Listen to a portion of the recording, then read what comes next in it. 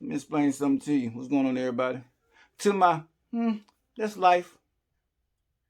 It is what it is. Don't come around me. I don't want nothing to do with you. Because many people have died for your freedom, fought for your freedom. And you stand here and you allow big tech to take it away. You let people divide you and fool you into violence, to war. And they got replacements coming. That's all you is. You're replaceable. Truly. They can come in here, give them small wages, stimulate the economy, workforce coming in, because see, these people are fighting for freedom right now. I'm tell you something. Anybody that won't fight for their freedom, I would not stand with you.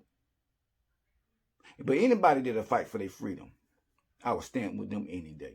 I'm dreaming to get to the U.S. What I want for my people, I just want patience and pace that we can get to the U.S. because they're having a new president. Where's Biden? He's going to help all of us. He's given us 100 days to get to the U.S. This isn't a surprise or a shock to anyone. And while I don't like it or appreciate it or think it's consistent with the law, it's not like Joe Biden snuck up on anybody with this, right? I mean, this is what he said he was going to do. And what we were saying all along in the Department of Homeland Security was, hey, look, you're going to get way more than you bargained for. Details about what his plans are for the first 10 days of his presidency, and that includes signing dozens of executive orders on things like climate change, immigration, student loan relief, economic relief.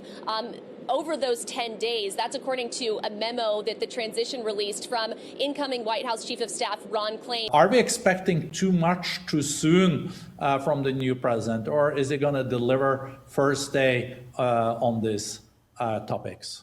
The answer to your question is no, you're not expecting too much, and yes, it will happen. And I think it will happen with greater speed and with greater intensity than a lot of people might imagine. In effect, the citizens of the United States have just done a great reset. We've done a great reset. COVID-19 crisis has shown us that our old systems are not fit anymore for the 21st century. It has laid bare the fundamental lack of social cohesion, fairness, inclusion, and equality. We have a choice to remain passive, which would lead to the amplification of many of the trends we see today: polarization, nationalism, racism, and ultimately increased social unrest and conflicts. But we have another choice. We can build a new social contract. In short, we need a great reset. This was over 5 years ago, but since then I've actually supervised over 1,000 interviews just last year, 300 interviews just this January. And so my passion, I just want to share with you before I move on to the formal part, my passion is in engaging with business people, but more importantly, recently engaging with factory owners and factories in China. And what I do now is we go in with the whole team, we video end to end, the whole factory, the process, and then we give advice to the owner because they need help.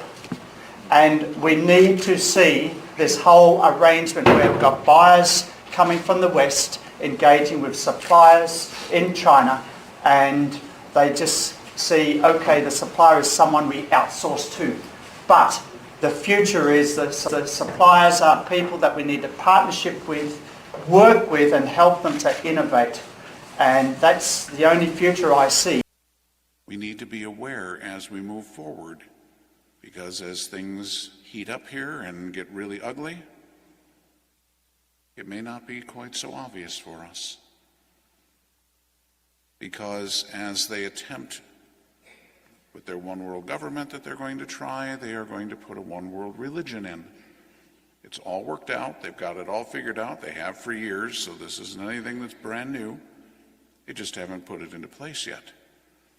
And what they're doing is they're taking terminology from all the various major religions around the world and they've just watered it all down so everything is acceptable to everyone. Okay. But to put the cover over your heads and hide, and y'all worry about COVID. Well, you got a lot of COVID coming in now, right? Mask mandates. It's life. Well, I'll tell you what. Pack your damn bags. Seriously, pack your bags and go in the corner somewhere. If you don't want to stand with our people, if you will allow people to move you emotionally, well, go stand in the corner somewhere, because you will not stand with me. You are enemy against your country. You are enemy against your brother and your sister, and you are enemy against life. To sit here and be wasteful. Just, yeah, I hope you ain't got kids. I promise you that. Because if you got kids and you in this life, you gotta be ashamed of yourself. You are no protector. You are no mother. You are no father. Because if anything invades that, you'll protect that to the fullest. Now, I'm gonna let you see what's going on. And out of their mouth, how Joe Biden them doing this, and everyone sitting here and letting it happen to let Facebook take your doggone free speech away. Man, I will not stand with you. God, so you tell you what, you go on play Candy Crush and watch Law and Order tonight and eat your popcorn. While I'm sitting here coming up with a plan. Until then, subscribe, share, like, do all that. For the ones that don't want freedom, don't subscribe, don't share, because I don't care nothing about likes and views. Love y'all.